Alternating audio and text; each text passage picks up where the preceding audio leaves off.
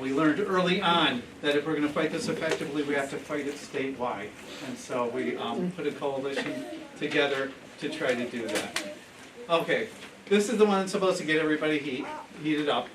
Proposed large scale, these are just solar projects. There's a similar one for wind. But this is what's called a heat map.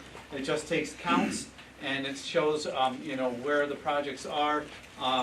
In your mind, draw a bullseye around our area. Oh, yeah, that's right where all these projects are, right?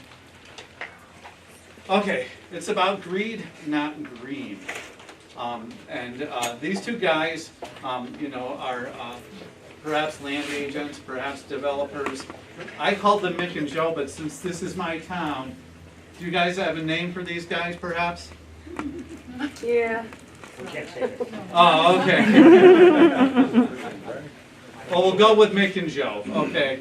And they come in, they see that rural New York is a profit opportunity. There's a false promise of a lot of jobs, false promises of big tax revenues for the municipalities. And in the background, there's tens of billions of New York ratepayer and taxpayer dollars being spent for construction, for a piece of paper called a renewable energy certificate that our utility companies are forced to buy, and then maybe for some of the energy produced. So what about the project in Glen? Mill Point 1 was first awarded as part of the 2020 NYSERDA, that's the New York State Energy and Research Development Authority, solicitation. And they admitted to us that they were going to make $440 million off this project before reapplying. We can talk a little bit about that a little later. Heck, I'll talk about it now. So these companies are so gosh darn incompetent that when they put their bids together, they actually underfigured their costs. And so they went and they whined back to the Public Service Commission and they said, oh, you know, inflation, you know, cost of materials, we need more money. So the state, in its great wisdom, has said, okay, you can go ahead and cancel these contracts and you can reapply. When they tried to get the Public Service Commission to do it, they were asking, not just ConnectGen, all these companies, lots and lots of projects, 40 to 70% increases for solar. Add 40 to 70% of that, you're talking 2/3 of $1 billion. That's the kind of, you know, money animal that this town is to those people. So they first planned to file with ORES in fall of 2021. It's 2.5 years later. They haven't done it, and I think all of you are to thank for that. I think the actions of this community made them want to cross every T and dot every I. They finally made application on February 12th. That was a month after they gave their 3-day notice, 30 days instead of 3. And then 10 months after their first 60-day notice. So their confidence level has not increased over the past 3 years. And then ORES now has it, and their job now is to actually go ahead and determine whether the application is complete. ORES is the Office of Renewable Energy Siting. They took over from our local planning boards. So what happens if ORES determines the application is complete? Well, once they do that, and it's taken ConnectGen a couple of tries on other projects they've done. They went out in Chicago County. I believe they had 2 notices of incomplete before they actually got a complete application in. Once that is deemed complete, ORES has 60 days to issue a draft permit or to deny it. If they issue a draft permit, they do a combined notice, which starts a whole bunch of things going. They need to set a schedule for public hearings. They have to give at least 60 days for public comment.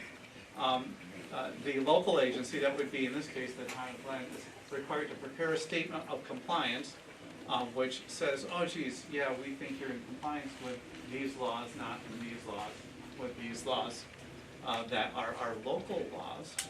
And then everybody can submit testimony or other documentation, and if any issues are found to be substantive and significant, nice lawyer words there, adjudicated adjudicatory hearings can take place. If they make no decision within a year, it's automatic. Isn't that a nice thing? So the project in Glen, 2,666 acres. If I were them, I might have dropped a couple out acres or taken a couple more, you know, I don't know. So they've asked for 9 waivers, overrides of town of Glen laws. And they want to reduce the setbacks for both general and for wetlands, ponds, and streams.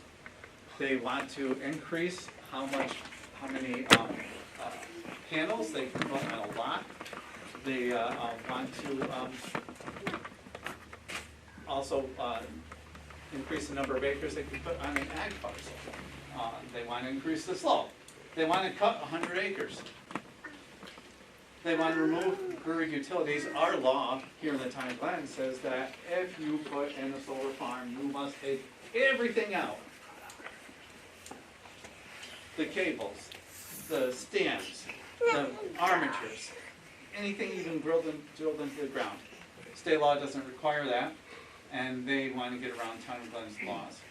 And on decommissioning bond, they want the salvage value to be included. So the whole idea behind a decommissioning bond is that you actually have money left over, that the town has money if something goes kaput with the company. Okay, so they're saying they want the salvage value included. They want the town to go out and sell these pieces of 20, 30-year-old stuff, you know, to go ahead and be a part of what the town can actually get. You know, that the town would actually count that towards the money they get in order to remove this stuff. And then a visibility waiver as well. So let's take a look at this thing. One thing I didn't tell you about is that we have the paper documents that ConnectGen delivered over at these tables over here.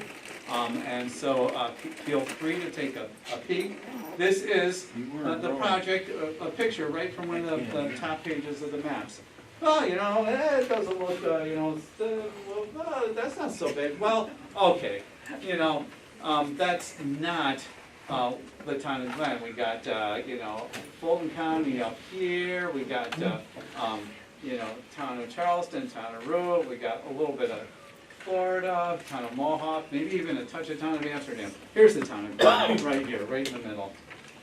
Let's blow it up. Okay, now it looks, now you get an idea about how huge this thing is and how much of our town this thing is trying to actually take.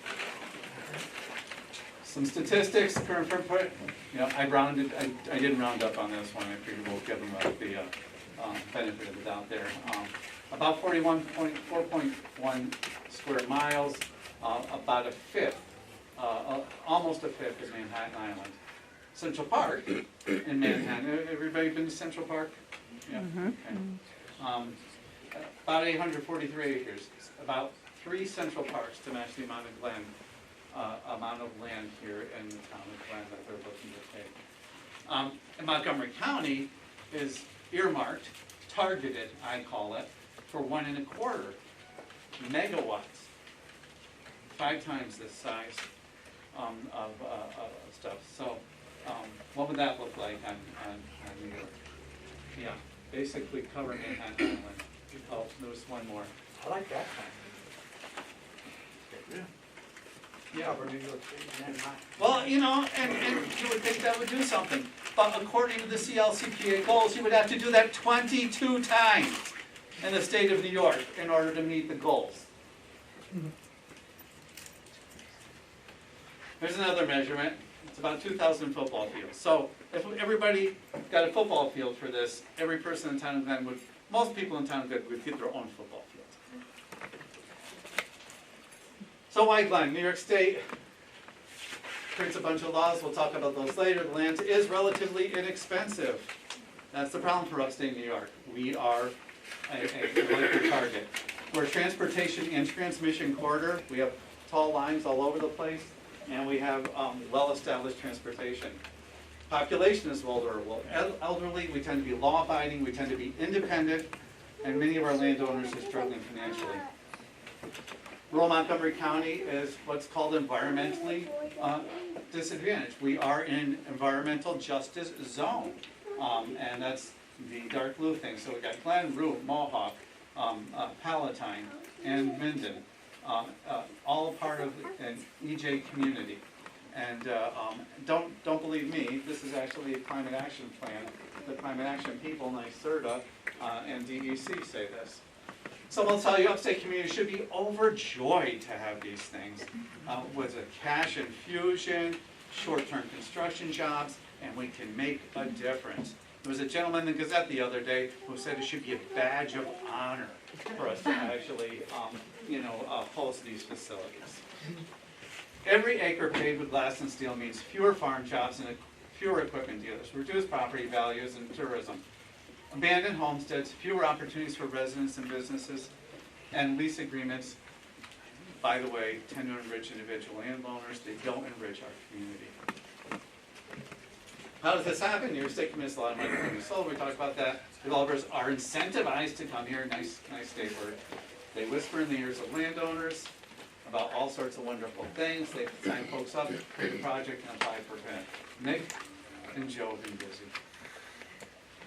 So how's this cited? We're under this one over here, and unfortunately this doesn't show up in that. But we're ORES siting, the Office of Renewable Energy Siting. That's the plan that we're under. There was a competitive bid, which we talked about, and yearly awards of billions of ratepayer dollars since 2017.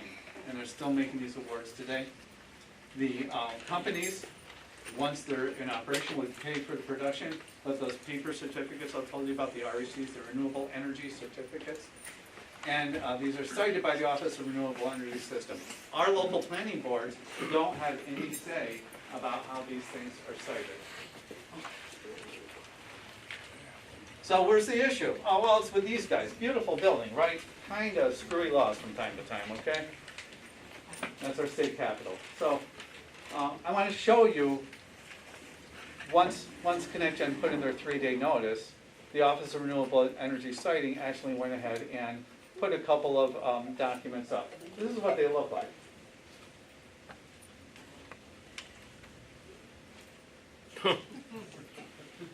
Those are the first 3 documents that ORES put up after ConnectGen put in their 3-day notice. That's not really a way to engender public participation. All public trust. Yes, exactly. So New York climate action legislation. My belief, climate change is real, but New York's climate action plan is not. New York laws fail to address equitably or adequately, targets low-income rural communities, enables and enriches incompetent, aggressive developers, sends New Yorkers hard-earned dollars out of state and out of country, and this has gotten worse. ConnectGen is being obtained by Repsol, a Spanish company. Right next door, the folks that were with Sun East, the project in Root and Erie, is now working with Cordelio, which is owned by the Canadian pension system. Fundamentally, it will fundamentally change our communities. This is a review that I did in October of 21. A little out of date, I need to update it, but 72 projects at the time, 22 developers, so about 3 per project. 15 of those developers were out of state, which ours was, ConnectGen Houston, and 3 of them were foreign. Only over 2/3 were out of state and foreign. Like I said, that's gotten worse. So here's another piece of legislation, 94C. You'll hear that a lot. Accelerated renewable siting. Created the Office of Renewable Energy Siting to expedite approval of large-scale solar. They have the sole discretion to site new plants. They can dismiss local laws considered unduly burdensome. And those words have been around for a long time, but the standard has changed. Under the CLCPA, anything that's unreasonably burdensome in light of reaching the CLCPA goals can be overridden. There's no secret preempts environmental review. Limits review to 1 year, otherwise the project is automatically approved, as we talked about. discriminates against small communities, removes home rule, and severely limits local input. Small Business Association said eliminating home rule entirely to promote green energy could exacerbate New York's ever-present upstate, downstate, rural-urban divides.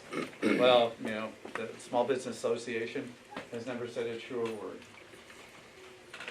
Other legislation, real quickly, 487, which exempted wind and solar from property taxes unless the towns took a special option, and some towns actually lost insurance this way. RPTL 575B gives wind and solar special property tax breaks up to 75% less than a similar industrial facility. And the CLCPA, Keith is going to talk a lot about this, but it provides politicians a lot of cover who want to look like they're making a difference and making change when change isn't really going to work. It's not the way they think.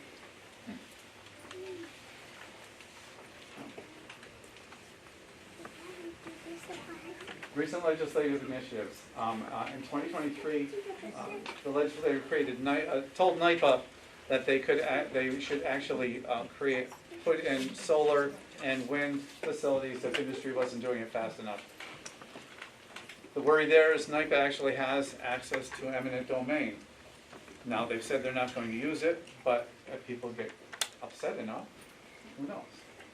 In 2024, right this year, in this budget cycle, there's a proposal to give ORES authority to site transmission facilities, not just solar and wind facilities, but actual lines between them. So they could go in, they don't need to be near lines anymore, they can put these things pretty much any place that they can, and then they can actually site the lines to them.